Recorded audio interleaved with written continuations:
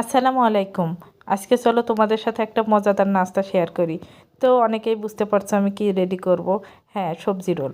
তো প্রথমে কি কি সবজি নিয়েছি দেখেছো তোমরা, বাঁধাকপি, ফুলকপি, গাজর, তিনটা সবজি নিয়েছিলাম। আর যে মশলাগুলো দেখতেছো এগুলাই নিয়েছিলাম, সাথে টমেটো সসও ছিল। তো প্রথমে চিকেনটাকে আমি একটু সয়া সস, টমেটো সস এবং টেস্টি সল্ট, লেবুর রস দিয়ে মাখিয়ে তেলে ভেজে নিয়েছিলাম। তারপর ওই ভাজা তেলের ভিতরে হালকা রসুন ভাজি করে নিয়ে তারপর পেঁয়াজ কুচি দিয়ে দিয়েছিলাম।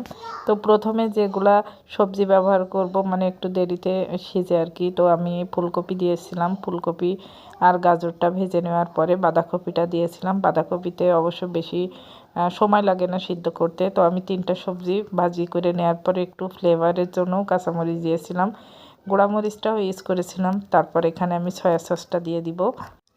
সয়া সসটা দিয়ে একটু নাড়াচাড়া করে নিব। তারপর ভেজে রাখা মাংসটা মিক্সড করে নেব। লাস্টে একটু টমেটো সসটা দিয়ে দেবো। টমেটো সস দেওয়ার পরে কর্নফ্লাওয়ার পানি দিয়ে গুলিয়ে মিক্সড করে দিয়ে দিতে হবে, যেটার ভিডিও আমার নেওয়া হয় না আর কি। তাহলে একটু মজা লাগে খাইতে। এভাবে সবজি রেডি করে নেওয়ার পরে একে একে রোলগুলো বানিয়ে নিচ্ছি। মাঝে মাঝে এমন খাবার বানানো আসলেই উচিত, কারণ এগুলো বাচ্চারা অনেক পছন্দ করে, এটা বড়দেরও অনেক পছন্দের। আর সবজি রোলে বেশি কিছু সবজি লাগে না, 2-3টা সবজি দিলেই হয়ে যায়। আর সবসময় আমাদের বাসায় তো সবজি থাকে। যাই হোক, আমার ভিডিওটি কেমন হয়েছে অবশ্যই তোমরা জানাবে।